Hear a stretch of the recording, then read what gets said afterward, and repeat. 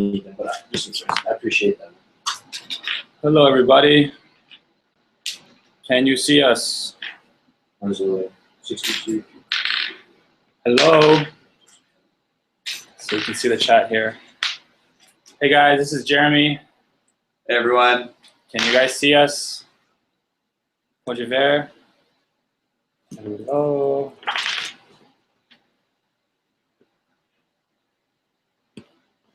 Okay. Okay, yes, people can see us. Thank God. That's good. That's good. Sorry for technical difficulties. You think as a coding school and you know, technology company, you'd be able to hear us. You'd think we'd have the internet set up. It's okay. So basically,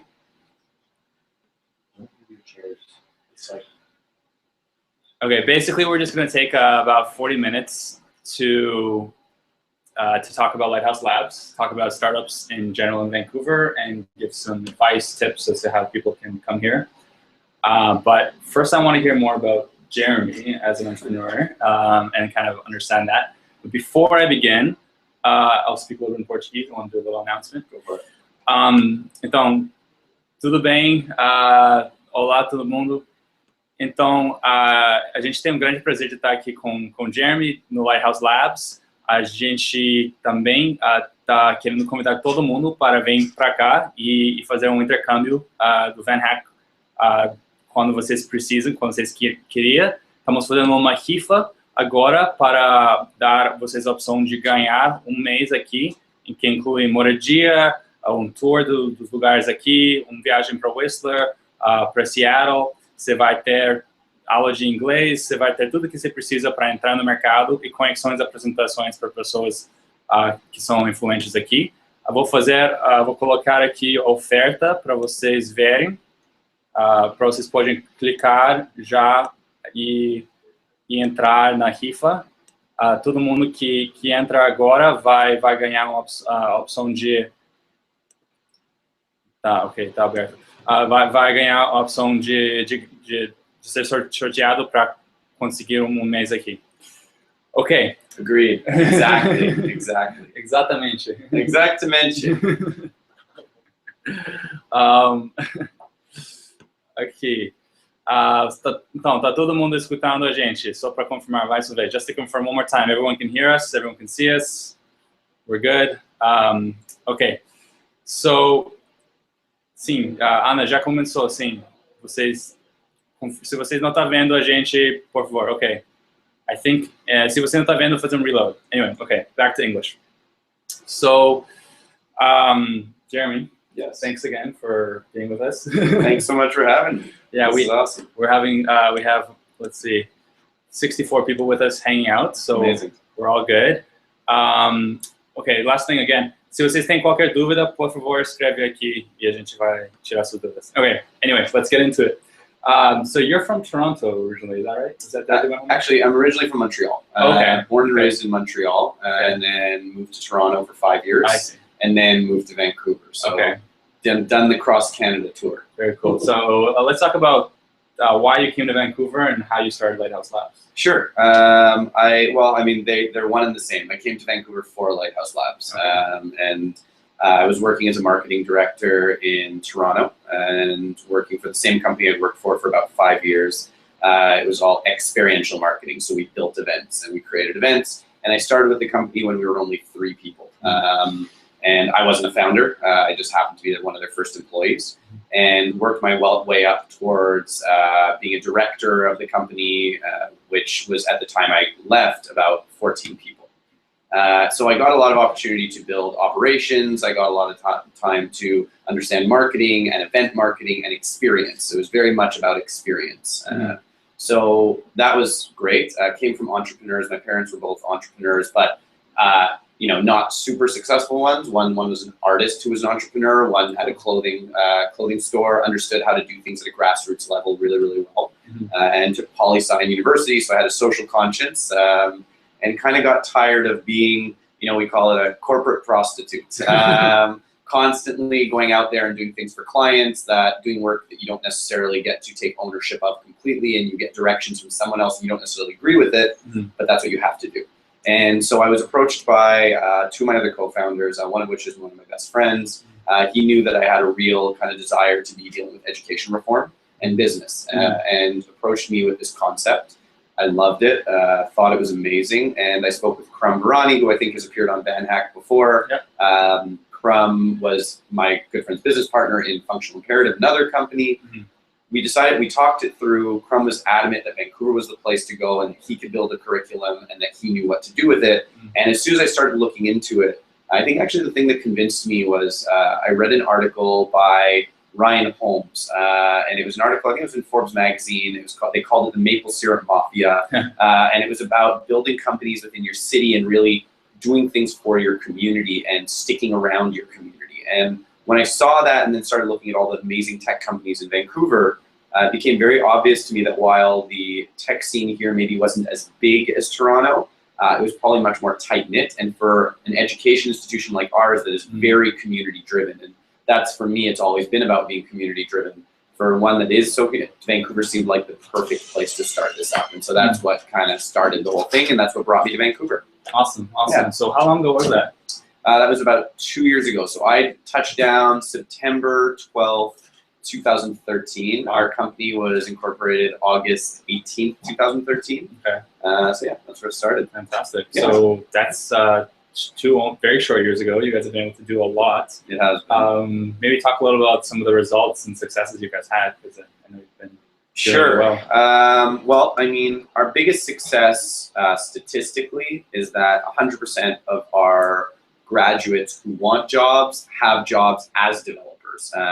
Now, some of them after their initial job went off and did other things, but as for coming out of this school, within a 3-month period, every single person who has wanted a job has gotten a job. And that's, for me, a really big success.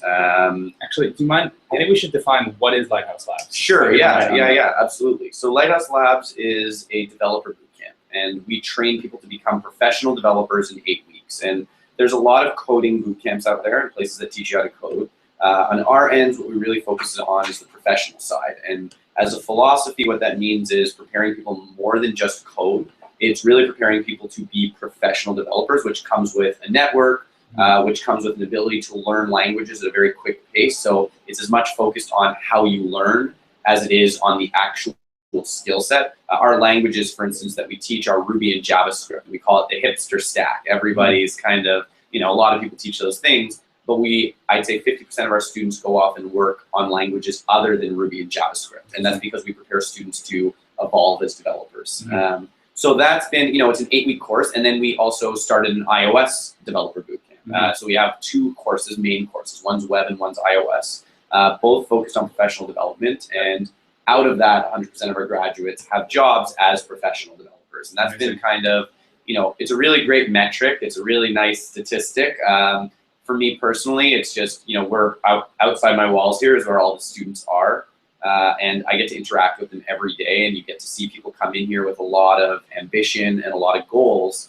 And it's been really, really rewarding for me, I guess, knowing each person individually, watching them succeed and watching them get a job and watching those first few moments when they start a new career, because it's not that easy to start a new career in 8 weeks. It's, we tend to have our own skill set and our own traits, and we tend to fall into those patterns over and over. This is very much learning a new skill, and that's something that's both really scary for people and really, really, I guess, the energy you get from change is massive. And that's the kind of energy that we see every day that makes me really happy in my job on a regular basis. I've been to a couple of the demo days, and they've always been fantastic.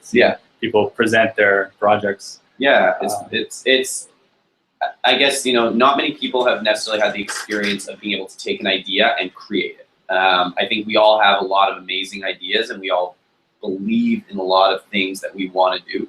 I'm lucky enough to have done that with a business.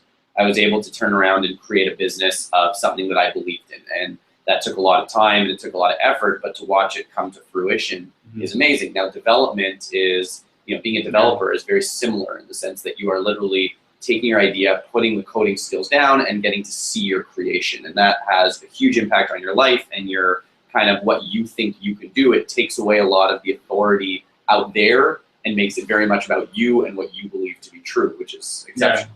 And let's talk about coding as a career. One of the things that we talk to say in VanHack is that Código no tem sotaque, which means code doesn't have an accent. No matter where you're from, if you can code, you can get a job potentially in anywhere. How is the kind of coding job market here? You said 100% of people get jobs. Is that because coders are so in demand? What makes it necessary to have coders in this day and age? Sure. Well, first of all, in general, in the world, technology is blowing up.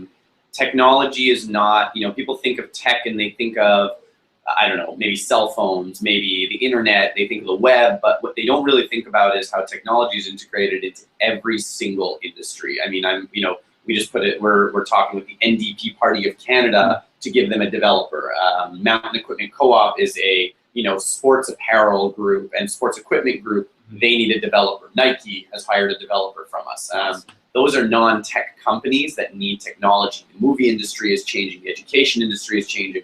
All of it involves technology. So there are a lot of, I guess, need for people who have the skill set to build technology. And the reason that we're all moving towards that is because every business strives to be more efficient and every business strives to add to its revenue. And the truth is that coding and technology, like tech integration, is making all these businesses more profitable. And when you show that, there's a real need. We stumble with environment. When we talk about environment, why haven't we changed things in regards to environment? Because for business, there's no real, what's the reason for it? It has to be really altruistic. When it comes to technology, there's a huge need for it. So every company is changing.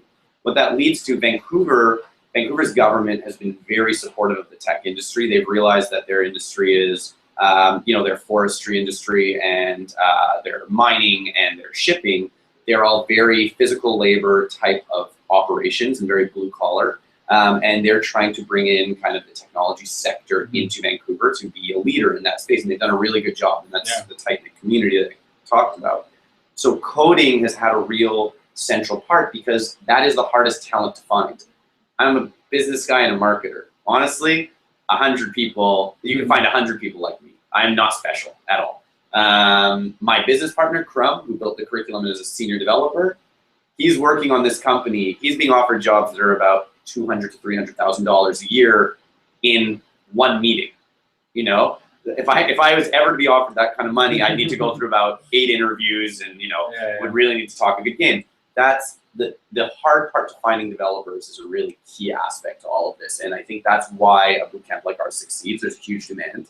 And I do think that as far as what we do, we're training junior developers.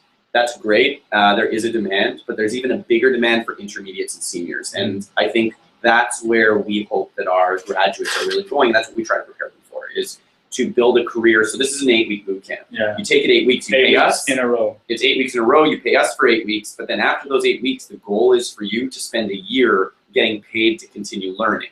And as you get paid to continue learning, you move your career forward as opposed to being in school for 4 years with the experience of coding like a craft, where it's just, you need to log your hours. You need to get your stuff done. By the end of it, you're actually able to start making real money. Like we're talking 6-figure salaries. Like over $100,000 Canadian. That's right. And where you want to do it, right? And you can do it. You can be in Vancouver and be doing it for someone in Toronto, Hong Kong, or Brazil, right? And that's the appeal more than anything. My job will likely never get to be done on a yacht somewhere in the middle of the Mediterranean. As long as you bring internet with you, a developer could, right? And that's kind of one of the big perks. Awesome. Let's talk about this 8-week program. First I want to see like who is it for ideally? Like, is there a specific this is kind of who you have to be, or is it anyone can do it? And then second is, what does that 8 weeks look like? What do you take me through the different parts of it? Sure. So I think the first question here is, who's the program for? And the 8-week program is generally for people who want to be moving forward as professional developers. We have entrepreneurs come who want to start up their company and build MVPs, and we've seen it work. We've had about, I think, 8 startups come out of Lighthouse Labs so far. But the truth is, if you really want to be good for your own startup, you need 1 year to 2 years of experience minimum coding, so that you really know how to deal with it on a professional level. So our recommendation is usually this is a boot camp for people who want to be professional developers, want to get a job as a developer, and want to put themselves into a craft. I think it's a really, really good way of thinking about it. It's beginner level. It's for anybody, as far as you do not need any coding experience. That's the truth. We've had a ton of people succeed in this boot camp without any coding experience whatsoever. The key is that you have a lot of drive and that you really, really want to do this. When you do 8 weeks at 70 hours a week, which it is, you're telling your parents, you're telling your friends, you're telling everyone, you know, tell your girlfriend, boyfriend, listen, for 2 months, don't bother me. Yeah. This is what I'm doing, and this is all I'm doing. Yeah. That's how it works. And Yeah. so you have to have, by week 4, when you're struggling, and I mean, you're learning something you don't know, you're really struggling, you're trying to figure it out, you're hitting your head against the wall, you have to be really good. And you have to be really determined to do it. If you're not determined, you will quit. Mm-hmm. And then you'll have wasted your time. So that's what we're looking for, is people who are very driven to do this and people who know they want to do this. Mm-hmm. That's a really key aspect. What was the second part of your question? So what does it look like, the 8 weeks? Is it what do you learn in the first couple weeks? So yeah, I mean, I think the most important thing to say is it's not modular, as far as like, you don't, week 1 you learn this, week 2 you learn this, week 3 you learn this, and every week you've picked up one skill and you're good. It's, imagine, you know, the best way to explain it is, imagine a bucket of water and you throw it all on someone in the first week. Some of it drips off, some of it gets to your knee but doesn't quite drip off. And then as you go through week 2 and week 3 and week 4, more of that is soaked in because you're constantly reusing it.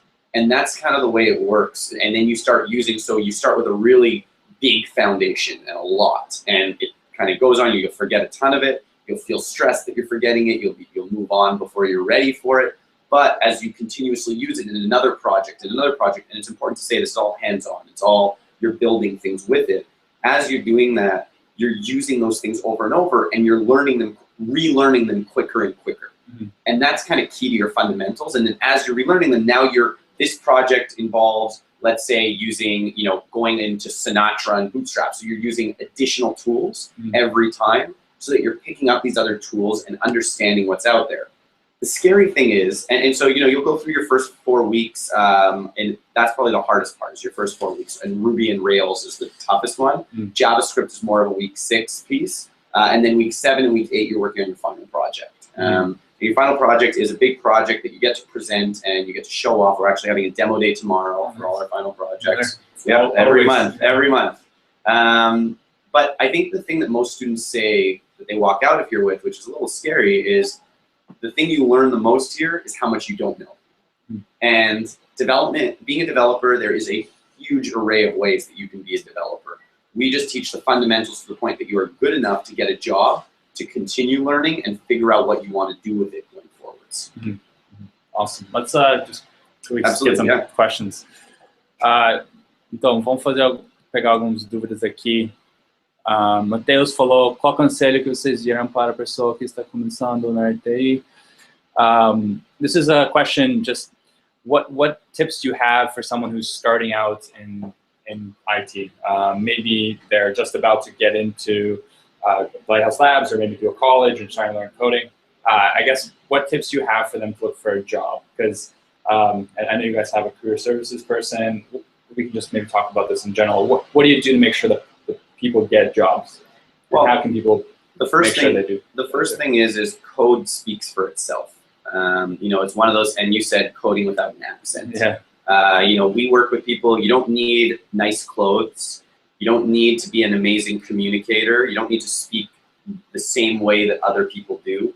It's really unique like that. You know, you can be very much yourself. But the key is you have to be good at code. And part of that is having a portfolio. Showing off projects. What I would say is, you know, everyone spends a lot of time on tutorials and on online things. You have to spend time building. Build apps. Build web applications on a regular basis. Try different languages. Be versatile.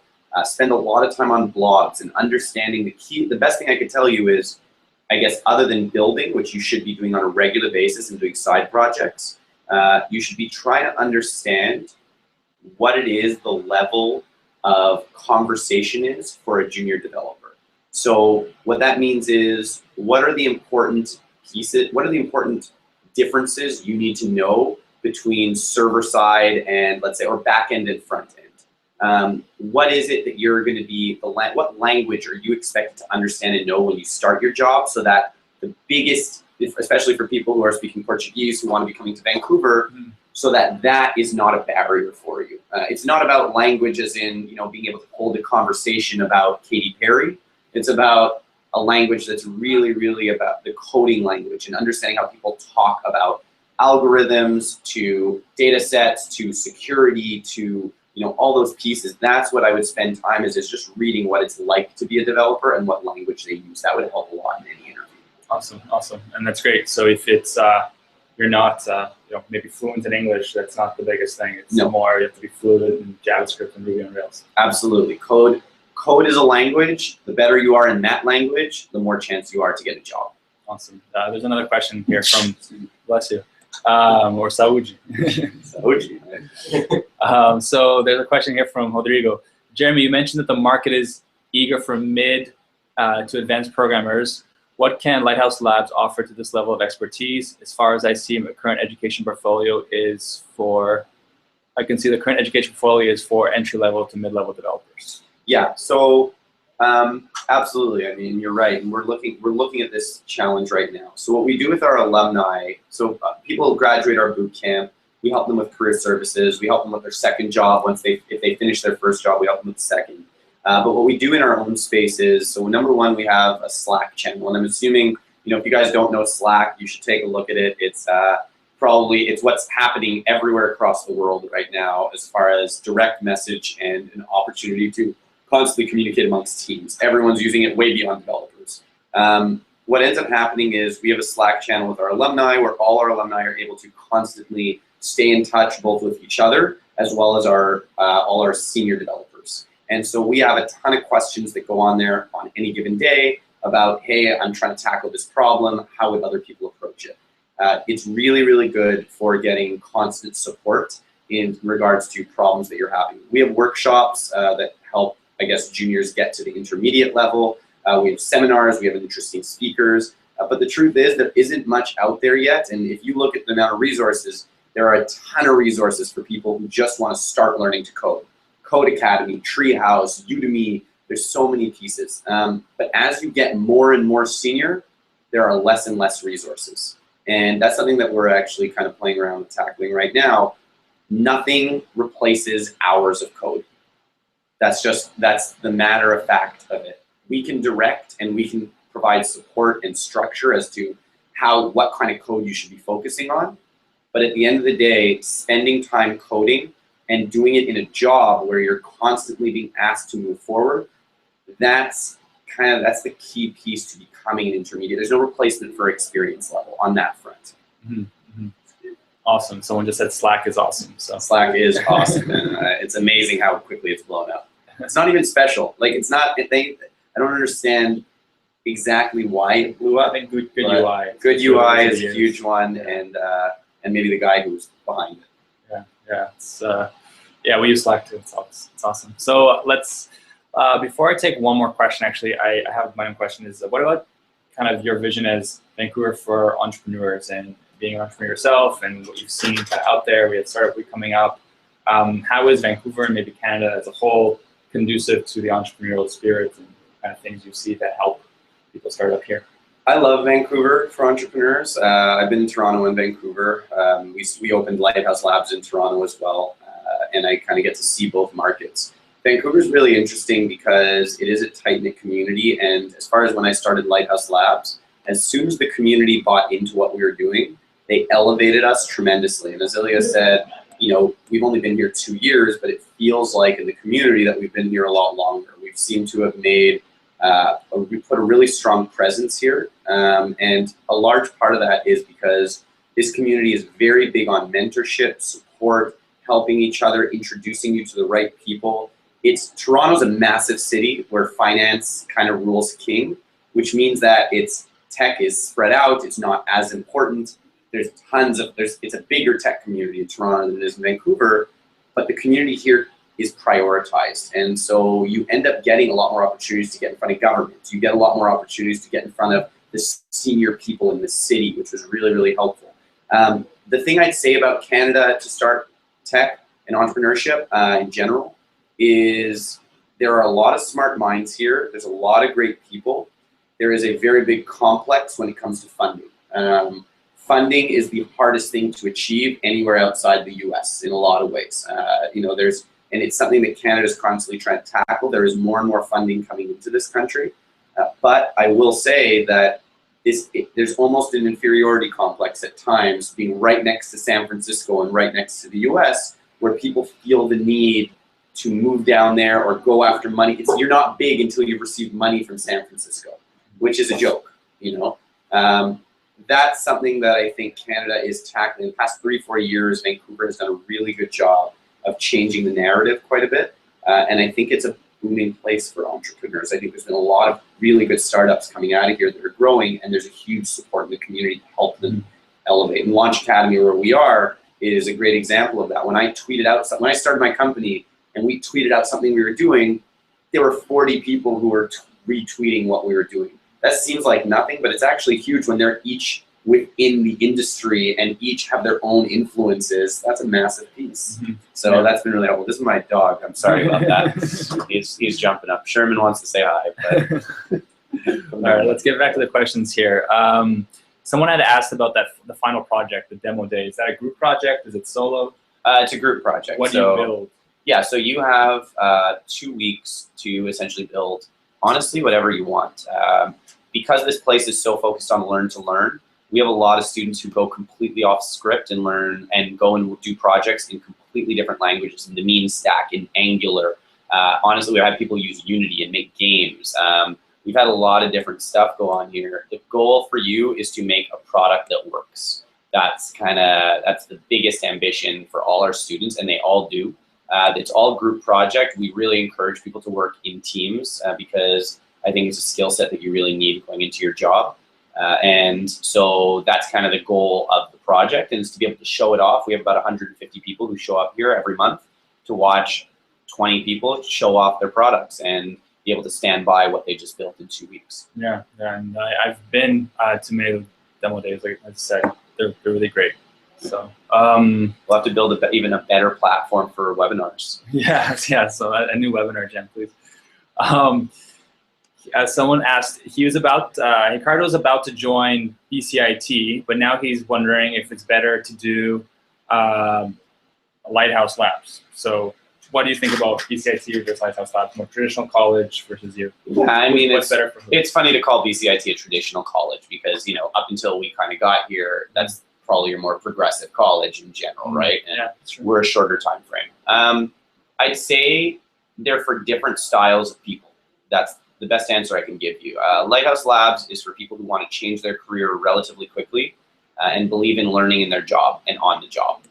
We put people in, you know, the average salary of someone coming out here is out of this program is about $45,000 to $48,000.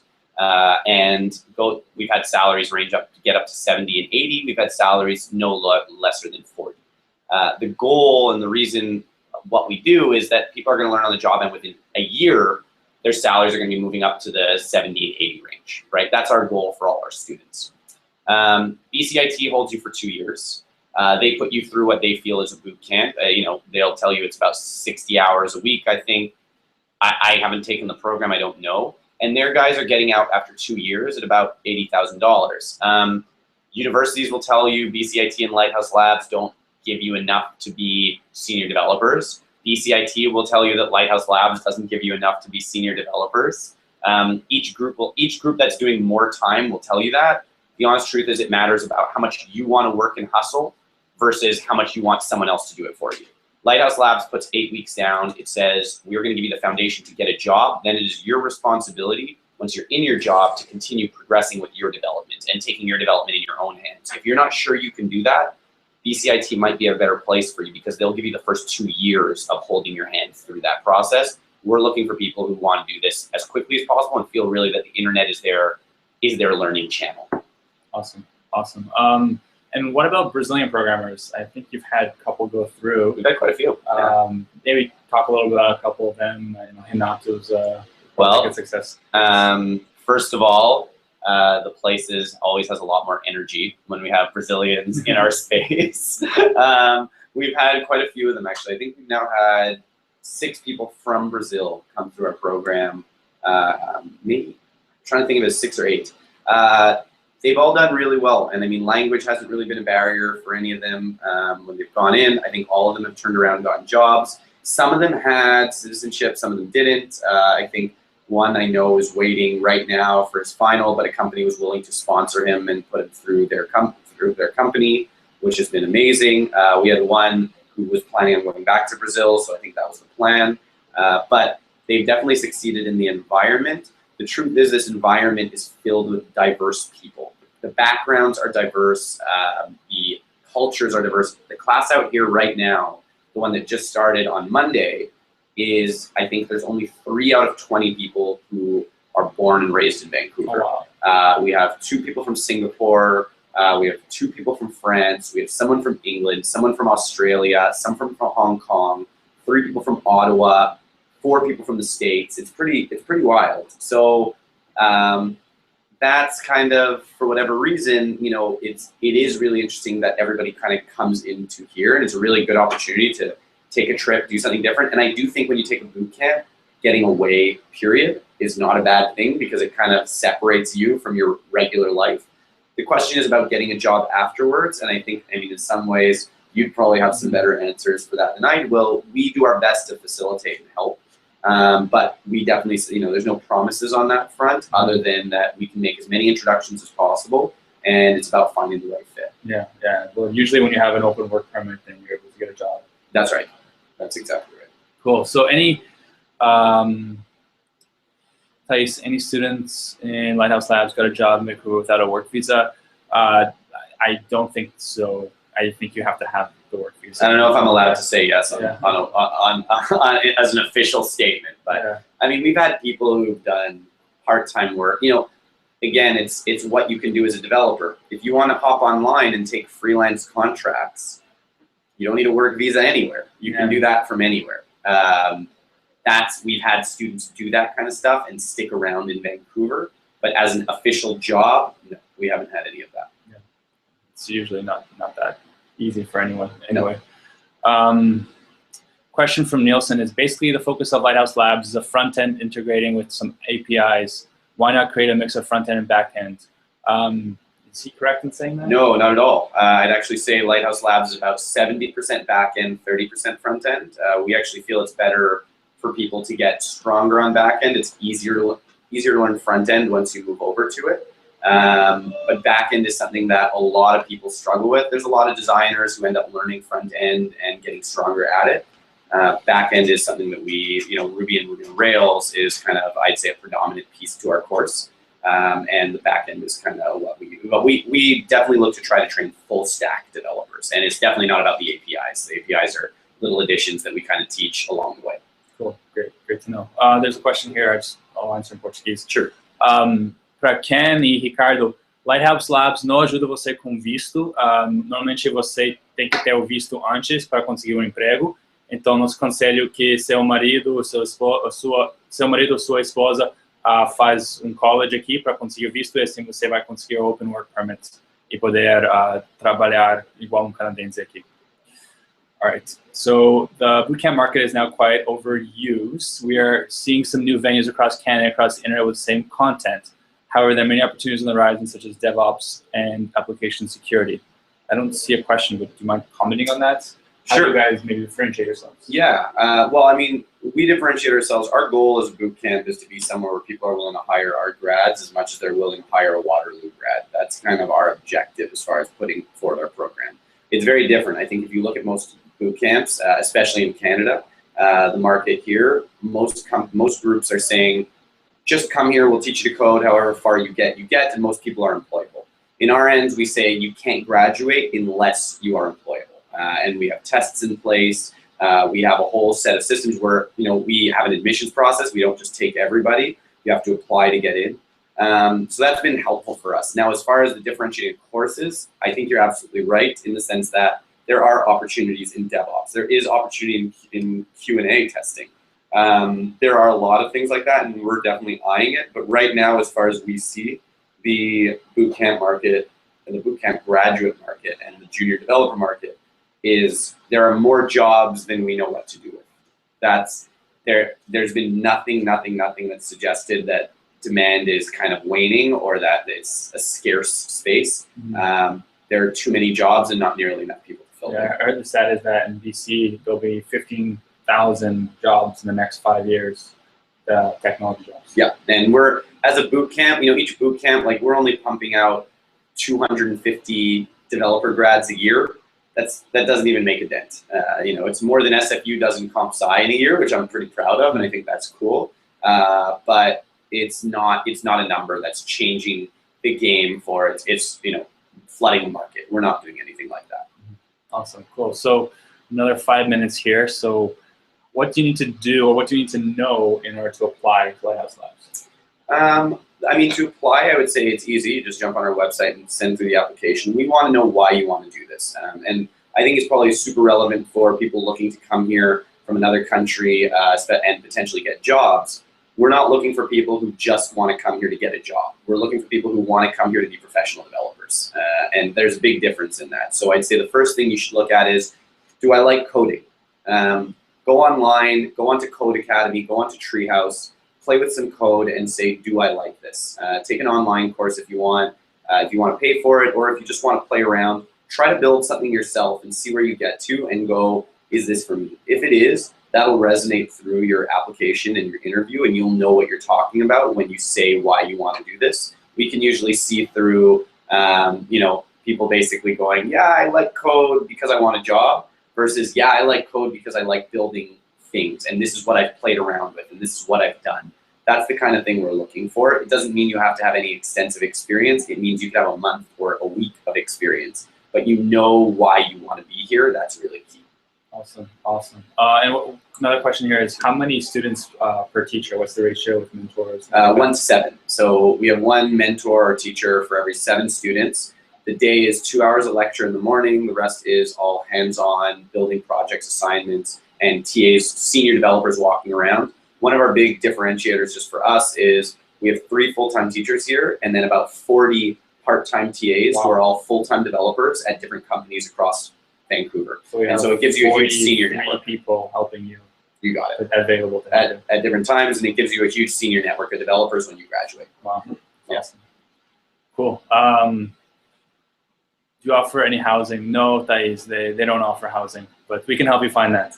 I guess the last 5 minutes, I just want to say thanks, because we were able to create a deal, a partnership, That's right. and I'll talk in Portuguese about that.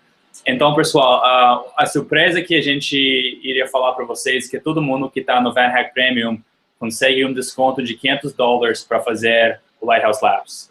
So everyone who's a member of VanHack Premium will have a discount of $500 when applying for Lighthouse Labs. Então, se vocês têm interesse de fazer a bootcamp de programação do Lighthouse, você vai ter o time de VanHack e também o time de Lighthouse Labs te ajudando com essa tradução. Então, a gente vai te ajudar com visto, com achar um lugar para morar, todas as coisas que a gente faz no VanHack, e também Lighthouse Labs vai te ensinar como programar e ajudar você a achar um emprego junto com a gente. So, yeah, that's just explain a little bit about what we're doing. Oh my God, I understood everything. Yeah, muito bom. My pleasure, Ignacio. Hope that we get some people here and get some success cases. Again, se vocês querem entrar na rifa, o link deve estar... Se o link não está funcionando, me fala, mas o link deve estar lá, só clica no Entre Agora. Se vocês têm qualquer dúvida sobre isso, por favor, manda um e-mail para contact@vanhack.com. Se vocês têm interesse, a gente está aqui para te ajudar. Anna, our pleasure. I'm glad you liked it. Good to see you here. Is the discount available for all programs? Yes. iOS and... Yeah, iOS and web. I mean, our part-time as well, but I would say don't come here just for the part-time course. That's probably not your best bet. Yeah, you shouldn't come all the way here just for that. And how much does Lighthouse Labs cost? Lighthouse Labs costs $8,000. It's an $8,000 program, and so we're giving the $500 discount. Awesome. So $7,500. $7,500. And it took me a minute to do the math. That's not one of my fortes. Yeah, that's marketing, guys, not so much. Okay, cool. If I'll stick around here for another 2-3 minutes if anyone has any questions. Quando vai abrir o Premium novamente? A gente está... é uma boa pergunta. A gente não tem data certa, Flávio, mas estou pensando que no final do agosto a gente vai abrir Premium com muitas surpresas, muitas coisas novas que você vai ver, a gente vai divulgar bastante nas próximas semanas. Andre, great job, thank you. And yeah, let's schedule a Skype, send me an email. I'll be happy to do that. All right, another 2 minutes. If anyone has any other questions, any websites, information, yeah, so lighthouselabs.ca, and I'll put that link into the chat if I can get there. Yeah, check out lighthouselabs.ca, go around our website, and if there's any kind of questions that you have, like we all see the emails that come in on a regular basis. I make sure that all our staff see any question that comes in, just so that we all know kind of, what people are asking, what people are looking for, and that any of these questions that you guys have, we're more than happy to take you through. Rosie, you'll probably get a response from someone named Rosie, who is our admissions coordinator, and she'll kind of take any of that stuff. And whoever wrote about Ilya doing a great job, just for what it's worth from Vancouver, Ilya has been quite amazing, and I got the fortune to meet Ilya about almost actually exactly a year ago, I think, at GrowConf. And it's, if you're looking for inspiration as to how to survive and do well in Vancouver, and much the same way my story is, honestly, it's coming here, it's hustling, it's meeting people, it's being open to feedback, it's just doing your best to put something quality out there. And that's exactly what Ilya's done, and I'm thankful to kind of have the opportunity to speak on VanHack here. This is awesome. Yeah, it's a pleasure. Thanks so much, Jerry. Cool. Cheers. Cheers. All right, guys. Um abraço para todo mundo. Hasta la vista. Tchau, tchau.